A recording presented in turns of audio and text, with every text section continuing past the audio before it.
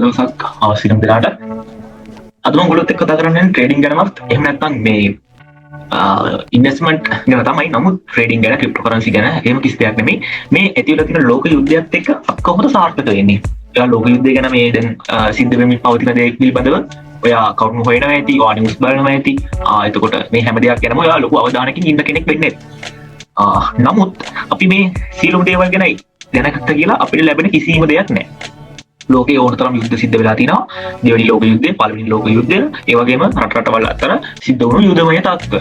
නමුත් අපි මෙන්න මේ ඇතිවලා තියෙන යුද්ධය පිළිබඳව ඉතාමත් සැලකිලිමත් විය යුතු කරුණු කිහිපයක් තියෙනවා. මොකද මේ යුද්ධෙන්වත් අපි සාර්ථක වෙන්න ඕන. මොකද ලෝකයේ යුද්ධ සහ ව්‍යසනකාරී තත්ත්වයන් ඇති වෙනවා. නමුත් අපි ඒවට ගොදුරු වෙලා අපි ඒවත් එක්ක අපේ කාලය නාස්ති කර ගැනීමක් තමයි හැම පාරම සිද්ධ වෙන්නේ. ඔයාලට හොඳටම මතක ඇති 2022 හරිද? 2022 කොරෝනා සංගතයත් එක්ක අපේ රටේ හොඳට තිබ්බ ව්‍යාපාර කඩාගෙන වැටුණා. ව්‍යාපාර කරන්න කිසිම අයිඩියා එකක්වත් කිසිම උනන්දුවක් තිබෙන්නේ නැති මිනිස්සු ව්‍යාපාර කරලා සාර්ථක වුණා. වගේම තිබ්බ දේවල් නැති වෙච්ච, අලුත් දේවල් ඇති වෙච්ච කාලවක වණුවක් වුණා 2022 2021 අවුරුද්ද. ඉතින් ඔයාලට කියන්න තියෙන දැන් මේ 2026 මේ සිද්ධ වෙන ලෝක යුද්ධමය තත්ත්වයක් ලෙස පැවැත්වෙන මේ යුද්ධයෙන් අපි කොහොමද සාර්ථක වෙන්නේ? ඔයගොල්ලන්ට මම දැන් උදාහරණයක් එක්ක මම මේක පෙන්නන්නම්. ඔයාලා රැඳෙන්න මේ වීඩියෝ එකත් එක්ක. මොකද මගේ නාලිකාව ඔයගොල්ලන්ට ආර්ථිකමය වශයෙන් දියුණු වෙන්නේ කොහොමද? සාම්ප්‍රදායිකව හිතන විදිය වෙනස් කරගන්න කොහොමද කියලා කතා කරන නාලිකාවක්. ඉතින් කිසිම දෙයක් බලාපොරොත්තු වෙන්නේ නෙමෙයි මේ හැම දෙයක්ම කරන්නේ. හරි. මේ තියෙන්නේ S&P SL20 ඉන්ඩෙක්ස් එක. ඒ කියන්නේ ශ්‍රී ලංකාවේ ෂෙයා මාකට් එකේ හොඳම ෂෙයාර්ස් 20. හරිද? මේ තියෙන්නේ කොළඹ ෂෙයා මාකට් එකේ හොඳම ෂෙයාර්ස් 20. හරිද? ඔයාලට බලන්න පුළුවන් මෙන්න මේ ෂෙයා මාකට් එකේ තියෙන ඕවරෝල් පිච්චර් එක. හරිද?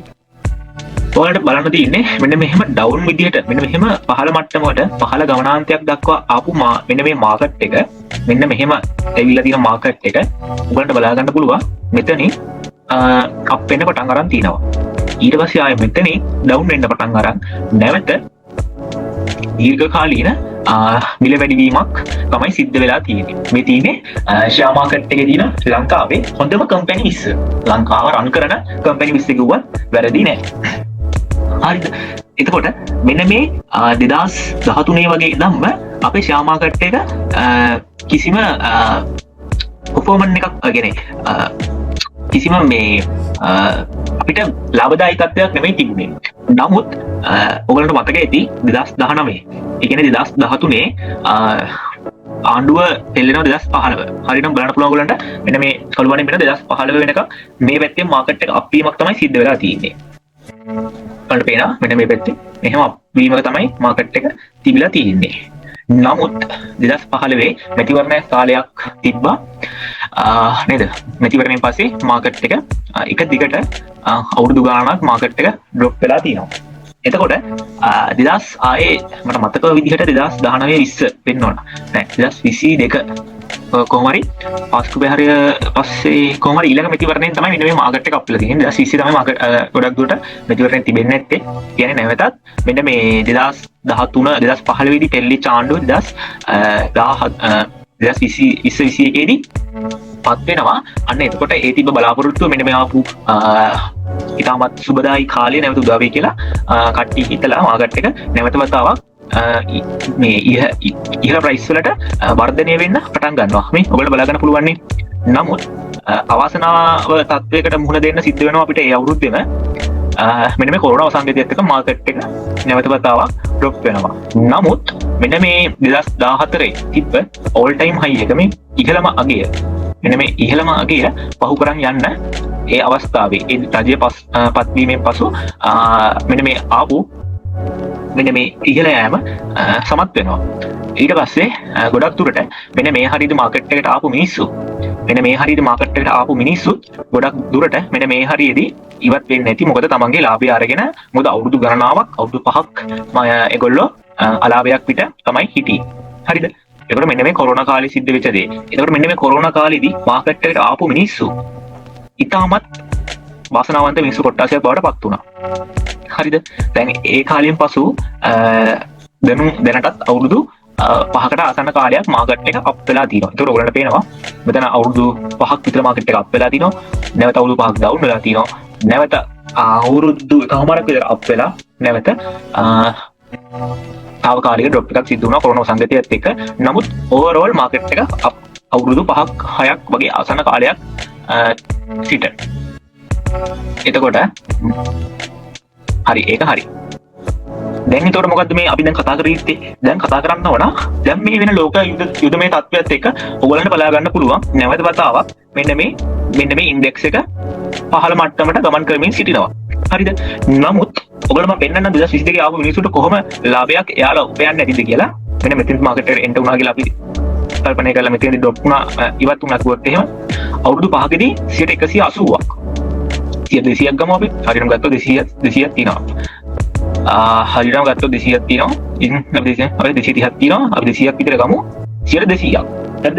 මේ ෂෙයා මාකට් එකේ මේක ඇතුලේ ඉන්ඩෙක්ස් එකක් විතර අපිට එහෙම බලන්න බෑ. කම්පැනිස් වලින් ගත්තොත් පවුත් මේක බෙදලා ගියාම මේ කම්පැනි 20 අතරේ සමහර කම්පැනි 500 200 300 ඔන්න ඔය වගේ වර්ධන මේ තත්ත්වයන් වලට ගොස් ගිහිලා තියෙනවා. නමුත් ඔයගොල්ලන්ට අය අවුරුද්දෙත් මිස් වුණා.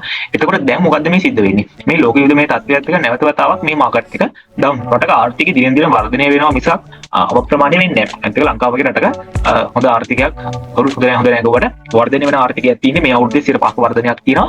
6ක වර්ධනයක්. ඉතින් අනිත් එක පෞද්ගලික කම්පැනි මේවා රජයේ කම්පැනි නෙමෙයි නිසා රජය බංකුලොත් තුනත් මේ පෞද්ගලික කම්පැනි එයාලා සාර්ථකව එයාලගේ වැඩේ කරනවා. ඒ නිසා ඒ ගැන බය වෙන්න දෙයක් නැහැ. අනිත් එක තමයි දැන් අපි බලමු. එතකොට මෙන්න මේ මාකට් එක මෙන්න මේ ඉන්ඩෙක්ස් එක අඩුම ගානේ මෙන්න මේ 4500 4000 කියන අතරතුරටවත් මාකට් එක එන්න ඕන.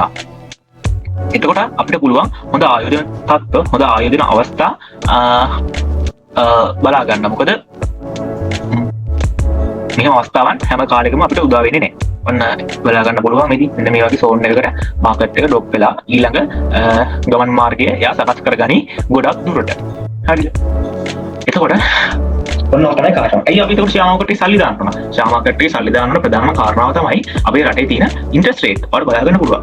අවුරුද්දටම 5.7යි මාසෙකට. එතකොට මාස 6කට 6.25යි. එතකොට මේ ඔයාලට බලා ගන්න පුළුවන්. මාස 6කට මේ ෆික්ස්ඩ් ඩිපොසිට් එකක් තමයි මේ තියෙන්නේ.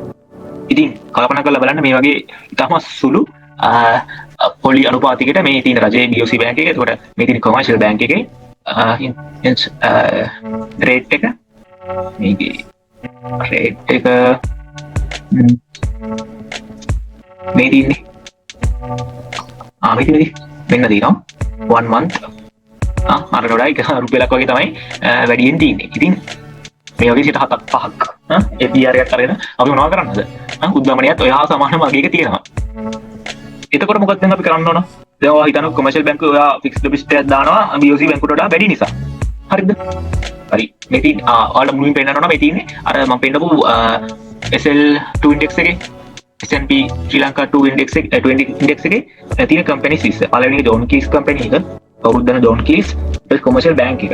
හරිද? ඩයිලොග් ඊට පස්සේ LC ඊට සම්පත් බැංක් එක ඊට පස්සේ ගොඩක් කම්පැනිස් ටිකක් පහළට යනකම් තියෙනවා. හරිද?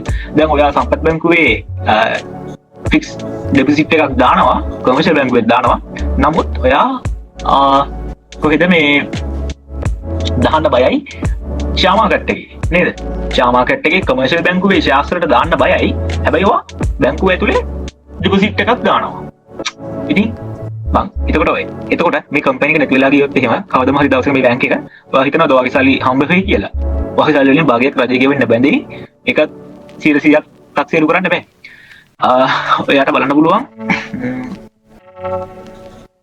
ස්ටොක් මාකට් එකේ ශ්‍රී ලංකාවකට යමු. එතකොට අපි බලමු කොමර්ෂල් බැංකුව කොහොමද කියලා. එතකොට මේක මේ S&P 20 ඉන්ඩෙක්ස් එකේ දෙවෙනියට හිටිය කොමර්ෂල් බැංකුව. මේ තියෙන්නේ කොමර්ෂල් බැංකුව. අපි යන්න ඉස්සෙල්ලා තුන රිමූව් කරගමු.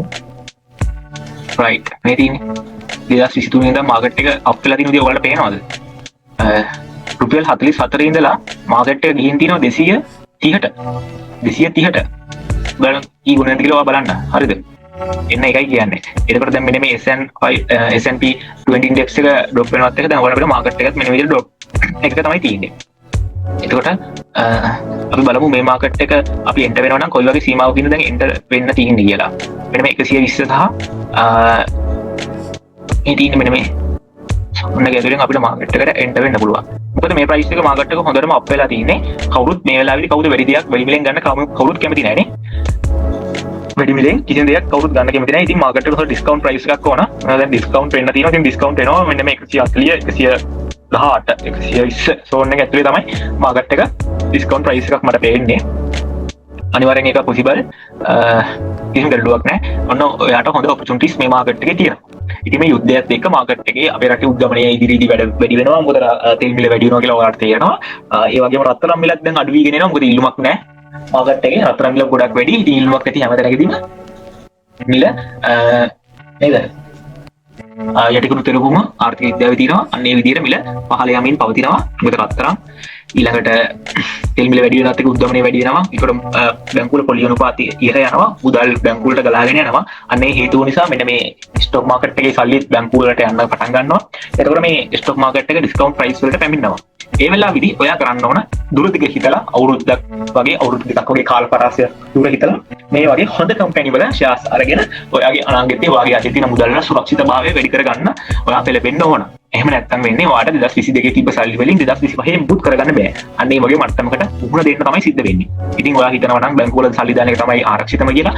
ඒ වගේ මූල්‍යමය පියකින් ඔයා ජීවත් වෙනවා නම් ඔයාට මූල්‍යමය ශාස්ත්‍ර මේ මූල්‍යමය පරිණාමයක් ඔයා තුළ සිද්ධ වෙලා නැත්නම් ඔයාගේ අනාගතයේ ඔයාගේ දරුවන්ගේ ඔයාගේ අම්මගේ තාත්තගේ හීන බලාපොරොත්තු එයාලා පරිස්සම් කරගන්න ඔයාගේ මුදල් විනාශ වෙලා යාවි. ඔයා දන්නේම නැතුව ඔයාගේ මුදලේ වටිනාකම නැති වෙලා යාවි. අන්න ඒ නිසා මේ ගැන අවබෝධයෙන් කටයුතු කරන්න මීට වඩා පැහැදිලි ඒ වගේම මීට වඩා කරුණු කාරණා ඇතුව ඔයාට වීඩියෝ එකක් අවශ්‍යයි නම් මගේ මේ වීඩියෝ යටින් කමෙන්ට් එකක් කරන්න, ලයික් එකක් දාන්න. ඉතින් අපි කතා කරන්නේ මේ නාලිකාවේ මුදල් ගැන. ඔයා මුදල් වර්ධනය කරගන්න. එහෙම නැත්නම් ඔයා මුදල් භාවිතයෙන් ඔයාගේ ළඟ තියෙන මුදල් භාවිතයෙන් ව්‍යාපාරයක් කරන්න ඔයා බලාපොරොත්තු වෙන නම් අපේ නාලිකාව සබ්ස්ක්‍රයිබ් කරගන්න. සුවපතනවා යනාගතේට මේ ලෝක ව්‍යවසනය ඉතාමත් ඉක්මනින් තුරන් වෙන්න කියලා ප්‍රාර්ථනා කරනවා වගේම මේ ලෝක ව්‍යවසනයේ ඔයා අවස්ථාවක් කරගන්න ඒක වගේ වගකීමක් කරගන්න. සුබ දවසක්.